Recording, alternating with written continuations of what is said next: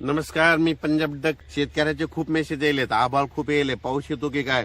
तर सर्वप्रथम माझी शेतकऱ्याला विनंती, राज्यात फक्त आजच्या दिवस आणि उद्या दुपारपर्यंत फक्त ढगाळ वातावरण राहणार आहे.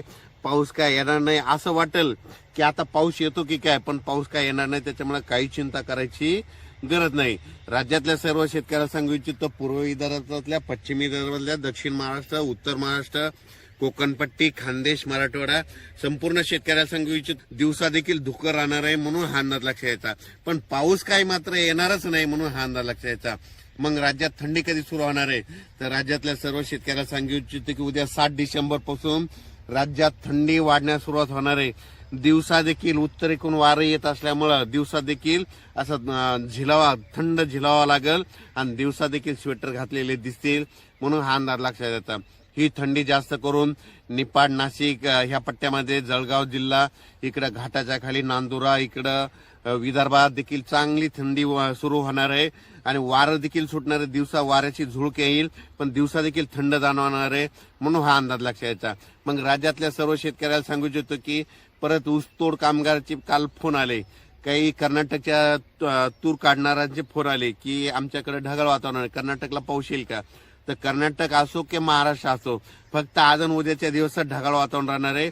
परत 7 डिसेंबर पासून मात्र 20 डिसेंबर पर्यंत चांगली अशी थंडी वाढतच जाणार आहे म्हणून हा अंदाज लक्षात द्यायचा. ज्यांच्याकडं हरभरा असेल तर तुम्ही त्या हरभऱ्याला पाणी देऊ शकता, त्याच्यानंतर त्याला फवारणी देखील करू शकता. कारण की वातावरणामध्ये धुई असल्यामुळं त्याच्यामुळे फटका बसतो म्हणून वेलवर्गीयवाल्यासाठी आबाळ चांगलं असतं, ऊस उगवण्यासाठी आबाळ चांगलं असतं.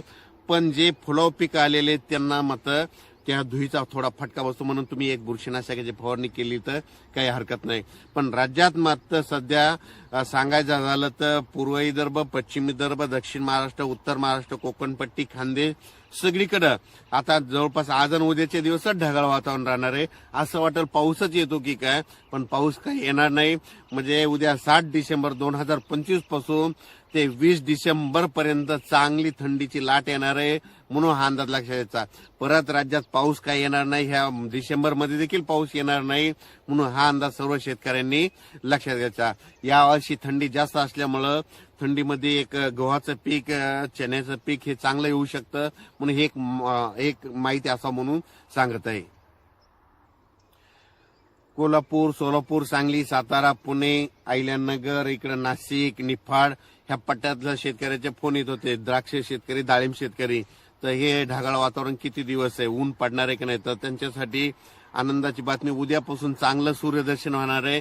मग उद्यापासून सूर्यदर्शन झाल्याच्या नंतर चांगली थंडी देखील येणार आहे म्हणून हे लक्षात यायचं.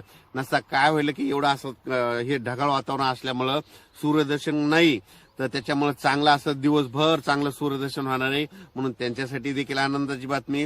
राज्यात मात्र पश्चिम महाराष्ट्रातल्या, उत्तर महाराष्ट्रातल्या शेतकऱ्याला सांगू इच्छितो की तुमच्याकडे आजच्या दिवस आणि उद्याच्या दिवसात ढगाळ वातावरण राहणार आहे. 7 तारखेला उद्या रात्रीपासून चांगली, पहाटेला 8 तारखेला चांगली थंडीला सुरुवात होणार आहे म्हणून हा अंदाज लक्षात घ्यायचा.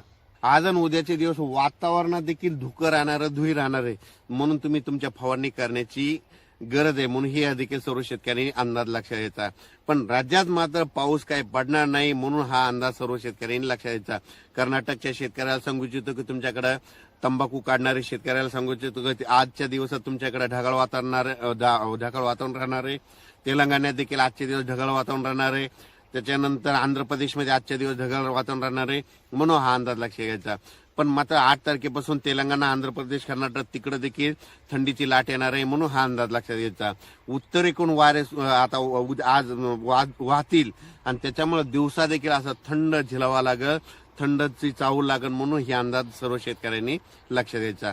अचानक वातावरणात बदल झाला, लगेच एक मेसेज दिला जाईल. धन्यवाद.